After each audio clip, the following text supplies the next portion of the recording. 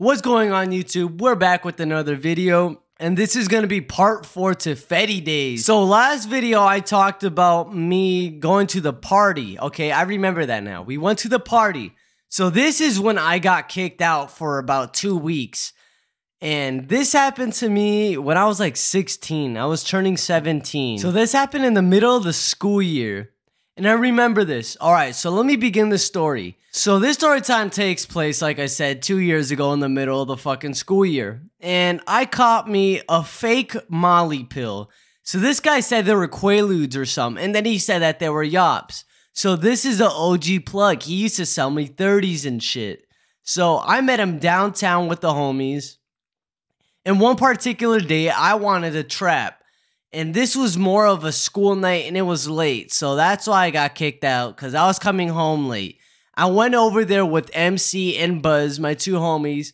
We went to the dude's house, and we picked up a 30, and then, like I said, the pill, the fucking fake Molly pill. He said that it was Molly. He was like, "Oh, this is good shit." And I was gonna take it, and that was the day of the fucking party. But I saved it, and I was gonna sell it. And which I did, and that's when we come to this part where I get kicked out. So my mom was like, "Oh, you got to be home by 9." And well, that day I didn't. I was like 15 to 30 minutes late. I kid you not. My mom was on ass. So when I copped those two, that was around I was gonna say Halloween, but no, it was the party time. I already had the 2 pills. I hit up MC and Buzz. I'm like, "Oh, do you think you can give me a ride to this local fucking city, which is like probably 20 minutes away?" And he says, "Yeah." And I give him like $10 gas money. He drives me over there. We do the sale. And I remember this particular sale. It was so ass because dude fucking drops both pills in his fucking car. So we sat there for like 20 fucking minutes trying to find him. And I finally see him on the... So you know how you open the car door and then there's like the little fucking storage where you can just put that shit in the side of your car door? That's where it fucking was, both of them. I find him. I finally give it to him. He gives me $60. Back then, I was getting real fucking oxycodone 30 milligram Percocets, which nowadays you just get fucking fentanyl. And back then, I was selling them fucking $1 a milligram, so I was getting them for 30.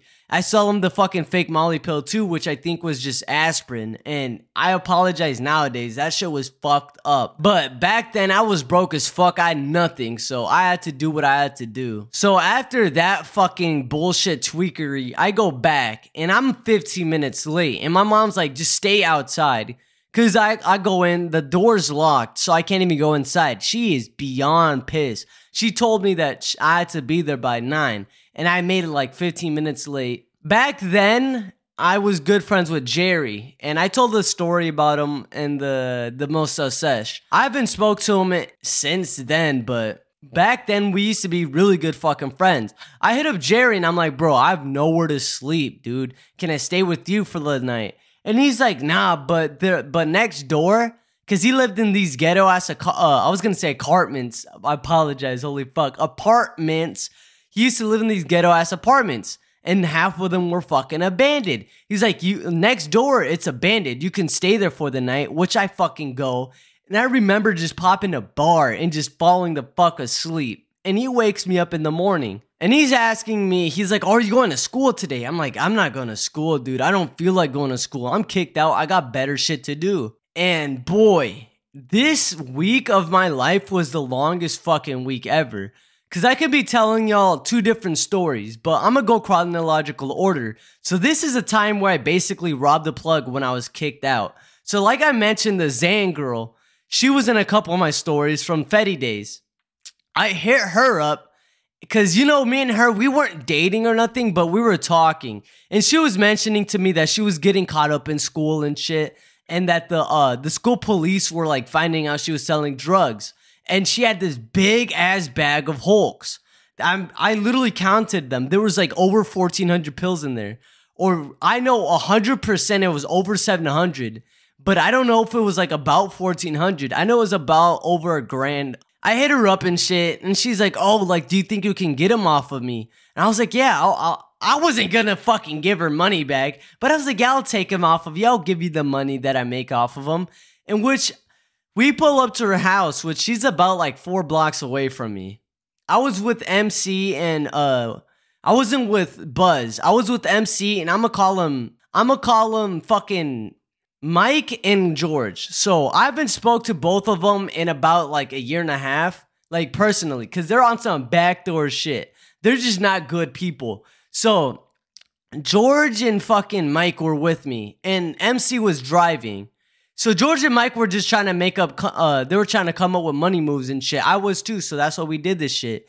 And so the girl comes up to me, Zan girl comes up to the car. I'm on the passenger side, so she comes up on the passenger side and she gives me the bag and shit. We hug and whatever. I wasn't dating her. I mean, shit, I would have dated her, but that's for a different story. But so I'm like, oh shit, yeah, I'm gonna give you the money.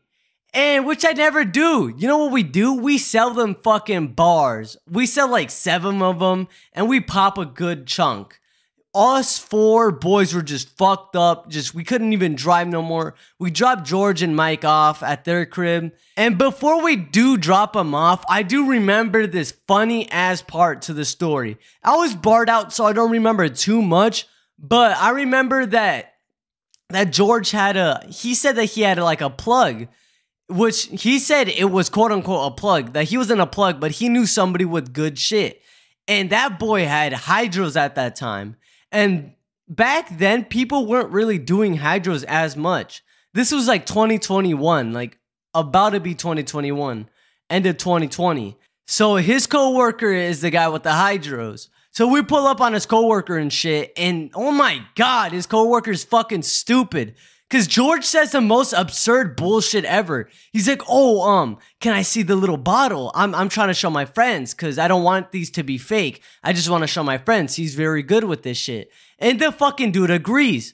So George just runs up to the car, hops in the backseat, and we fucking skirt off with this shit. So after that, the fucking dude's calling him and shit. We hear his fucking phone ringing. We hear George's phone ringing, and we're just laughing.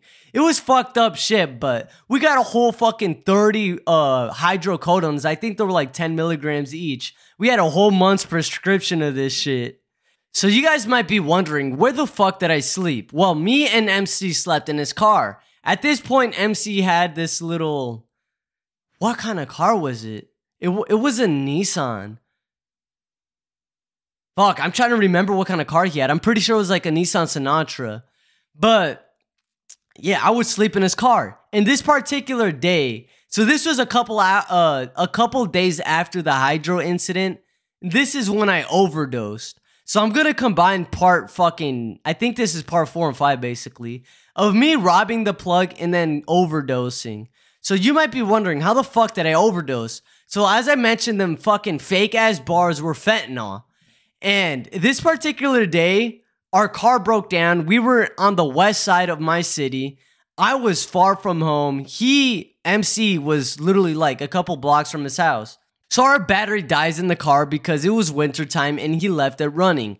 So I wake up this particular day and MC pissed himself. Because when I wake up, it smells like straight up fucking piss.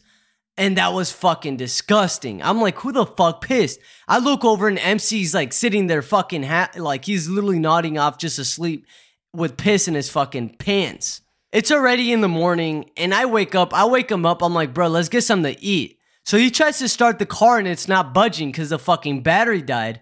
And we're looking all over. Nobody can help us. And I see a group of these Mexican dudes and I'm like, oh shit, I'm gonna speak to them in Spanish. Which I do, and I explain to them that our car is broken down and that it won't start. And they're like, oh shit, we can see what we can do. And they try to help us with the battery and shit. They try to jumper us with the jumper cables and shit. Nothing's working.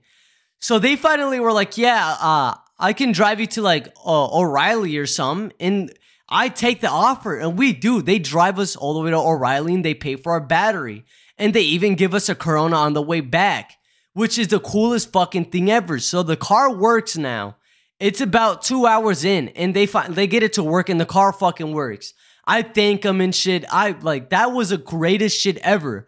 But little do they know they were helping 2 fucking crackheads. So literally like an hour later, that's when the overdose happens. Cause I took about like 4 bars at this day. It was like like 12. It wasn't even fucking like midday. So on the way to MC's crib, we chugged the fuck out of the Corona. And that's what I think kind of like made the Zans worse. So on the way there, MC's just like fucking stupid. He's barred the fuck out and he's driving like 2 miles an hour on a fucking 15-minute, or I was gonna say 15-minute, I apologize, 15 fucking speed limit. He's supposed to go 15. This fucker's going like 2 to 3 miles an hour. And there's a truck behind us and he's just honking and honking.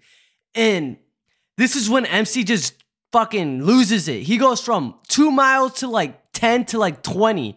And he hits the back of this fucking truck. This parked truck on the side of the road. Which was the dumbest shit. We rear end this fucker and we spin out in the middle of the street. The car behind us gets out and he's yelling and yelling. And I just see his mom get out the crib. And she's fucking yelling too. So she tells us to go inside and she's calling the cops and shit. And the cops arrive. But they're talking to his mom. MC just wants to make the great escape and just fucking... He's like, bro, come on, we gotta get out. I'm like, bro, what are you doing? He's like, we gotta go, we gotta go. So we hop in his car and the right wheel is shitty as fuck. Like, it's cramped in so it barely like fucking spins. We literally go like just up the street and get pulled over. And this cop was pretty cool. I don't remember too much. This is when my mind just like kind of blanks out because I black out. So I remember the cop talks to us, he pulls us over, and he tells me to go in the back of his cop car and he's gonna talk to me later. And I remember texting my girlfriend at the time, fucking, she was in that one episode, the 3rd episode of the fucking party. I think I called her like Molly or some shit. I'm gonna call her Molly. So I'm talking to Molly and I'm texting Zan girl. I'm like, bro, I don't even know if I'm gonna fucking make it. Like, I'm in the back of a cop car. I think I'm getting arrested. And she's like, she's concerned. She's like trying to call me and shit. And I black out. Apparently, I went to a holding facility with MC and we went to jail in Dakota County. But I was overdosing. I wasn't being responsive. And the cops take me to the hospital locally downtown where I'm from.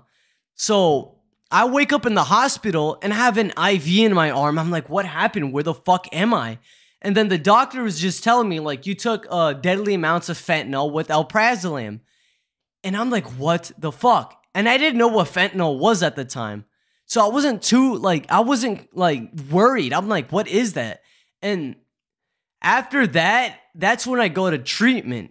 But that's like months later down the line. So we got a couple stories prior to treatment and after this. But so my mom picks me up and she is pissed. She was worried, but she explains what that is. I wasn't too familiar with what fentanyl was.